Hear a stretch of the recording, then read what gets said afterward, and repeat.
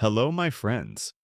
Have you ever stopped to wonder what exactly am I teaching my family by the way I eat? Are we passing down nourishment or confusion? Did you know that over 70% of school provided meals in the US are classified as ultra processed? And not just snacks, entire lunches are often made from pre fried, dyed, chemically preserved ingredients. NIH, NIA 2022. That statistic isn't just about kids, it's about what they learned from us. Here's the truth: our grandchildren are watching more than they're listening. And as seniors, we're not just eating for ourselves, we're modeling what normal looks like. If this message resonates, I invite you to stay with me. I'm Dr. Jarek, and here we explore the intersection of aging, vitality, and legacy. Not just how to live longer, but how to live wisely, and how to lead by quiet example. Now, let's talk honestly for a moment. This isn't about blaming or scolding. Many of us, including myself, grew up in simpler times. We knew what was on our plate because we or someone close cooked it from scratch. But something changed. Fast food wasn't just fast anymore, it became normal. Packaged snacks became lunchbox staples. Microwave meals replaced family dinners. And somewhere along the way, real food got replaced by what scientists now call ultra-processed food. The problem is it's so common now, we barely notice. Frozen pizza, chicken nuggets, bright orange cheesy puffs, rainbow cereals, factory-made cakes with shelf lives longer than your prescription bottle. They fill pantries, lunch bags, and grocery shelves. But they do more than fill our homes. They fill our bodies with chemical preservatives, industrial fats, synthetic flavors, and artificial sweeteners that were never meant to be digested by the human body. And here's where it gets personal: these substances affect seniors even more than the younger generation. Why?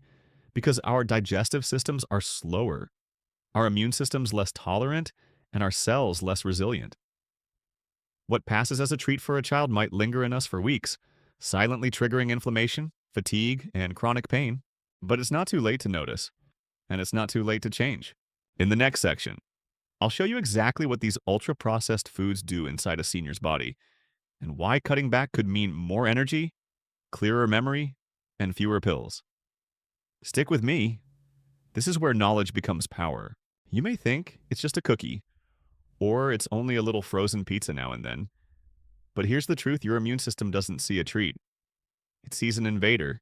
Every time you eat something ultra-processed, whether it's a sweetened breakfast bar or a salty snack made in a factory, your body mounts a defense.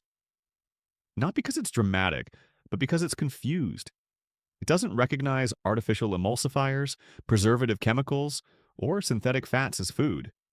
So it does what it's trained to do: fight.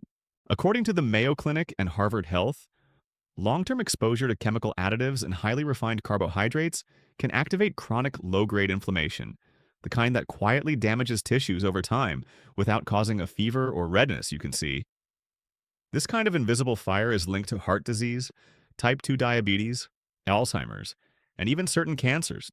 For seniors, the stakes are even higher. After age 60, our immune response becomes less balanced, more prone to overreacting or misfiring. Combine that with weakened gut integrity and a slower metabolism, and suddenly, even moderate consumption of ultra-processed foods can lead to fatigue, brain fog, bloating, or mysterious joint pain. Let me tell you about Richard. Richard is 72, a retired postman from Missouri. For years, he thought his constant fatigue and memory slips were just getting older. His doctor raised an eyebrow and suggested trying something else for 2 weeks. Just 2 weeks. So Richard made a small change. He swapped the cereal for oatmeal with berries and nuts. He cut out frozen dinners and started preparing simple meals at home: roasted vegetables, brown rice, grilled chicken. By the end of week 1, his afternoon crashes disappeared. By week 2, he was walking farther, thinking clearer, and sleeping deeper. He hadn't realized he'd been living under a fog until the clouds began to lift.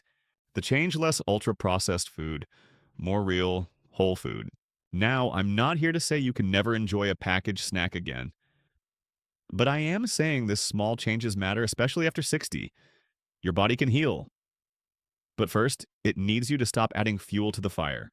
So what can you do today? Start by reading food labels. If there are ingredients you wouldn't cook with or can't pronounce, set it back on the shelf. Look for whole foods with short ingredient lists. Try preparing one extra homemade meal this week, using fresh vegetables, whole grains, and clean protein like eggs or beans. You're not just avoiding disease, you're reclaiming clarity, energy, and vitality. In the next section, we'll shift the lens what happens when our grandkids eat like this. Every day. When your grandchild opens a shiny package of rainbow-colored snacks, what do they see? Over 80% of school lunches in the US include ultra-processed food as their core component: frozen pizza, flavored milk with more sugar than soda, nuggets reassembled from meat paste, and desserts engineered to last months. According to Johns Hopkins and the National Institutes of Health, the average American child consumes 67% of their daily calories from ultra-processed food. That number isn't just a statistic, it's a crisis. Children who eat high quantities of these foods are more likely to experience early obesity, insulin resistance, emotional dysregulation, and even difficulty concentrating in class. Their bodies aren't just getting bigger, they're getting more inflamed. And their minds. They're struggling to stay focused, calm, and emotionally steady. You see, food isn't just nutrition, it's information. Every bite sends a signal. And when we allow the next generation to eat only what's easiest, cheapest, or flashiest, we're sending the wrong signal. So what can you do? Invite your grandkids to cook with you even just once a week. Show them how to read a label. Ask, do you know what this ingredient is? Make food a shared discovery, not a lecture. Help them bring lunch from home. Even 2 days a week makes a difference. And most of all, model. Let them see you eating real food. Not just because it's healthy, but because it's delicious, vibrant, and made with care. You have more influence than you think. Sometimes it just starts with what's on the plate. Up next, we'll explore what whole food actually means and how this simple shift can become your family's strongest form of protection. Imagine a plate that heals instead of harms. No plastic wrappers, no fluorescent colors, just real food grown, not manufactured, prepared with intention, eaten with gratitude. That's whole food. And for seniors like you and me, it's not just a health trend, it's protection. So, what is whole food? Exactly, it's food that looks like where it came from. Not a powder, not a syrup, not an ingredient list. 15 items long. We're talking about fresh vegetables, whole grains like oats or brown rice, fruits in their natural form, legumes like lentils and beans, nuts and seeds, and unprocessed proteins like eggs, fish, and plain yogurt. No flashy slogans, no fun shapes, just honest, nutrient-rich food that your body recognizes immediately. And the results remarkable? A study from Nutrition Facts org found that switching from ultra-processed foods to a whole food diet reduced markers of chronic inflammation by over 30% in seniors after just 4 weeks. Harvard Health reports that seniors who eat a predominantly whole food diet show improvements in memory, blood sugar stability, joint pain reduction, and sleep quality. Let me tell you about Betty. Betty, 75 lives in a small apartment in Ohio. After her husband passed, she fell into a routine of frozen meals and crackers. She wasn't eating much, just easy things. But over time, her legs began aching, and she couldn't sleep through the night. Her doctor suspected arthritis. She was prescribed pain relievers, but nothing really helped. Then her granddaughter, a nursing student, visited for 2 weeks. She cooked oatmeal with chia and blueberries for breakfast. They roasted vegetables, baked salmon, and even made banana muffins with almond flour. Betty was hesitant. She didn't think she had the energy to cook like that every day. But by day 5, something shifted. Her knees weren't screaming when she stood. Her sleep got deeper. She said, "I haven't felt this clear-headed in years." It wasn't magic. It was whole food. And here's the truth: this change doesn't require perfection. It just requires presence. So what can you do right now? Start by simplifying your meals. Think one vegetable, one grain, one protein. That's enough. Shop the outer edges of the grocery store, the produce section, not the frozen aisles. Buy ingredients that don't need a label: carrots, eggs, apples, spinach. Cook simple things in bulk like soups or stews and freeze them in small portions. And when you cook with your grandkids, let them smell the spices, stir the pot, and feel involved. Because whole food isn't just healthier, it's slower, it's calmer. It brings people back to the table. And when you choose it even once a day, you're building a shield. not only for yourself, but for your entire family. Up next, we'll wrap things up with one powerful reflection. What legacy do we leave behind when we change the way we eat? Let's pause for a moment and reflect on what we've learned today. Ultra-processed foods aren't just a modern convenience, they're a silent contributor to fatigue, joint pain, memory loss, and emotional struggles. And not only in us, but in our grandchildren. What we choose to eat affects more than our cholesterol.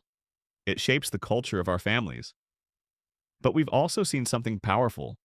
Whole food, real food has the ability to restore, to calm inflammation, to clear the mind, to return strength to the body and stability to the home.